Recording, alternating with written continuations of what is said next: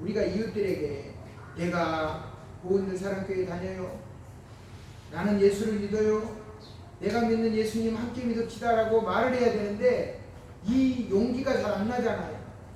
그렇죠?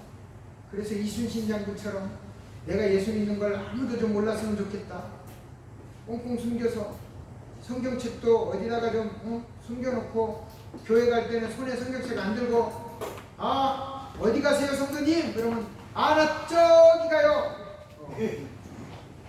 혹시 그렇게 교회 오시지 않으셨어요? 저기 가요. 그런데 오늘 바울의 모습은 그렇지 않았다는 거예요. 이 모습이, 이 마음이 영혼을 사랑하는 마음. 우리 어린 친구들이 왔는데 저 어린 친구들처럼 마음이 저렇게 해맑게 있으면 바로 그 맑은 모습이, 저 깨끗한 모습이 맑은 영혼을 사랑하는 그 모습인 거예요. 아멘. 얼마나 감사해요. 이 바울이 만약에 영혼을 사랑하는 이 마음이 없었다면 복음을 전하지 않고 그냥 지옥 가든지 말든지 그냥 내버려둬도 되는 거예요. 그러나 영혼을 사랑하는 마음이 있었기 때문에 예수님 믿고 제발 지옥 가지 마시고 내가 가는 천국 함께 갑시다. 아멘. 이렇게 우리 함께 따라해 볼까요?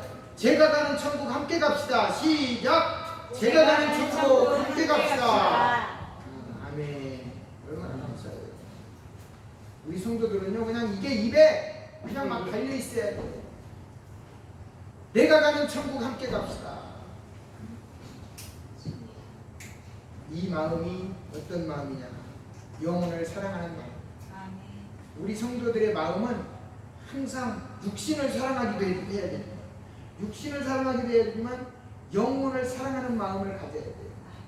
그래서 그 사람이 때로는 그 이웃이 원할 때도 있어요. 아주 그냥 한 대 지어받고 싶을 때도 있어요. 그 집에 내가 다시는 가고 싶지 않을 때가 있어요. 얄미워서 내가 가는 천국 쟤는 좀 따라오지 말아야 돼. 같은 공간에 있기 싫어. 이런 사람도 있을 수 있어요. 아니에요. 그래도 우리가 영혼 사랑하는 마음을 갖고 전도하면 그 사람들이 다 변화돼요. 예수님을 믿는 이 복음의 힘은 새 사람을 만드는, 새 생명을 만드는 그 힘을 가지고 있어요. 얼마나 감사해요.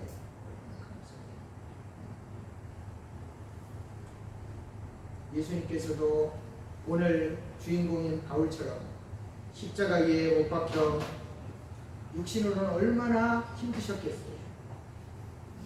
근데 그때 조롱하며 지나가는 사람들이 있었어요. 뭐라고 했어요? 남들은 구원하면서 왜 너 자신은 구원하지 못하느냐. 얼마나 견디기 힘드셨겠어요. 육신의 고통도 힘들지만 그런 조롱은 정말 견디기 힘드셨을 거예요. 그냥 그 예수님의, 하나님의 아들 되신 예수님의 힘이라면 그냥 십자가에서 내려오셔서 쓸어버릴 수도 있는데,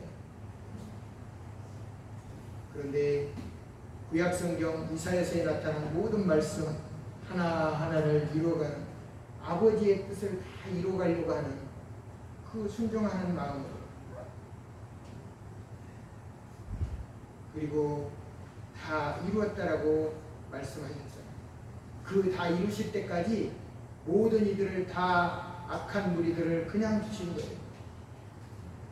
근데 우리들이 무슨 권한으로 이웃을 미워할 수가 있어요? 내가 무슨 권한으로 저 성도는 교회 나왔으면 좋겠고 저 나쁜 이웃은 교회 안 나왔으면 좋겠고 이런 결정을 내가 어떻게 할 수 있어요? 그러면 내가 예수님보다 앞서는 것이 되는 거예요. 그래서 우리 마음은 늘 낮은 곳으로, 우리 마음은 험하고 열악한 곳으로, 우리가 견딜 수 없고 우리가 그들 곁에 갈 수 없는 그런 이웃에게도 우리가 다가가서 그들에게 복음을 전해야 돼요. 그 마음이 바로 영혼을 사랑하는 마음이에요. 우리 친구들도 친구들에게 영혼을 사랑하는 마음을 가져야 돼요. 내가 가는 천국 우리 반 친구들이 다 갔으면 좋겠어. 그래서 우리 교회에 다 나왔으면 좋겠어. 이런 자랑을 할 수 있는 우리 친구들이 되기를 축원합니다. 네. 아니 했어요. 감사해요. 이게 오늘 말씀 가운데 예수님이 고난당할 때 참아내신 것처럼 바울이 저 사람들이 지금 나를 이렇게 해치고 있는데 저 사람들을 구원시켜야 돼. 구원을 받아야 할 것이다. 근데 이때 바울의 몸을 보니까 무슨 매를 맞을 정도로 건강한 청년이 아니었어요. 평균 수명으로 요즘으로 따져보니까 50대 중반에 접어들어서 노인이 된 거예요. 노인이 된 거예요. 게다가 매도 얼마나 맞았는지 파손도 여러 번 하면서 몸이 정상이 아닌 사람이에요. 그래서 누가가 계속 따라다니는 이유 중 하나가 누가가 의사잖아요. 바울을 돌봐줬겠구나. 그러나 바울의 많은 나이도 바울을 괴롭히던 육체의 병도 바울이 복음을 전하는 데는 장애가 되지 않았어요. 오히려 바울은 몸이 노쇠하고 병약했기 때문에 더더욱 주님의 은혜를 구합니다. 내 은혜가 내게 충분하다. 이 주님의 말씀을 붙잡았어요. 아니 내가 이렇게 약한데 내 육신은 이렇게 막 쓰러져 가고 내가 막 무너질 것 같은데 복음이 막 전해지는 거 보니까 얼마나 힘이 약했어요. 저는 이제 을사랑교회 온 지 이제 6개월 넘어가요. 7개월째에 접어들었는데 제가 온 힘을 다해서 주님이 기뻐하시는 일도 하고 때로는 교회를 손보는 일도 하고 또 성도님들을 위해서 기도도 하고 이렇게 할 때마다요 오늘 이게 바울이 나이를 먹어서도 새 힘을 얻은 것처럼 저도 그냥 한두 시간, 두세 시간 자고 나면 남들이 10시간 이상 잔 것처럼 힘이 나요. 그 힘을 누가 주시느냐면 하나님께서 주십니다. 그리고 제가 감당할 수 없는 일을 할 때마다 사람은 하나님의 형상을 입은 것이 틀림없구나. 어떻게 우리 인간들이 이 땅에서 우주로 우주선을 쏘아올릴 수가 있어요? 누가 주시는 지혜로 우주선을 쏘아요?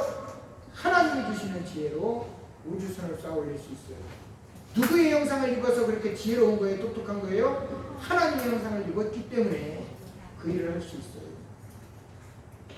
그러니까 우리가 하나님을 우리의 삶 가운데서 인정할 수밖에 없는 것이 이것이 우리가 가진 믿음이에요. 이제 이런 바울이 고난이 자기에게 다가오는 걸 알면서도 스스로 감당하는 말씀이 22절부터 나옵니다. 22절 말씀을 합독하겠습니다. 보라, 이제 나는 성령에 매여 예루살렘으로 가는데 거기서 무슨 일을 당하는지 알지 못하노라. 지금 바울이 안디옥으로 가려고 했는데 성령께서는 그곳이 아니라 예루살렘이라고 가르쳐 주셨다는 거예요. 그런데 거기서 무슨 일을 당하는지 알지 못한다. 나는 아무것도 모른다 이런 말이 아니에요. 23절 말씀해 보니까 바울이 예루살렘에서 어떤 일이 벌어질지 이미 알고 있었어요. 23절 말씀 합독하겠습니다. 오직 성령이 각 성에서 내게 증언하여 결박과 환난이 나를 기다린다 하시나. 그럼에도 불구하고 결박과 환난이 나를 기다린다 이 사실을 알면도 불구하고 자기가 예루살렘으로 가는 것이 자기 영광이나 자기의 편안함이 아니다. 바울은 자신이 예루살렘으로 가는 길이 결박과 환난이 기다리고 있는 길임에도 불구하고 내가 복음을 전하는 일에는 멈출 수 없다. 그 가는 그 발걸음을 그 발걸음 가운데 성령님께서 지금 알려주시는 거예요. 너 그 길 가면 예루살렘에 가면 환난과 결박이 너를 기다리고 있다. 성령님이 말씀해 주신 내용대로라면 바울이 예루살렘 행을 포기하지 않는 한 바울은 반드시 감옥에 갇힐 것이고 고난을 당할 수밖에 없다. 근데 이런 바울이 결단을 보여줍니다. 24절 말씀을 다 함께 합독하겠습니다. 내가 달려갈 길과 주 예수께 받은 사명 곧 하나님의 은혜의 복음을 증언하는 일을 마치려 하면은 나의 생명조차 조금도 귀한 것으로 여기지 아니하노라. 아멘.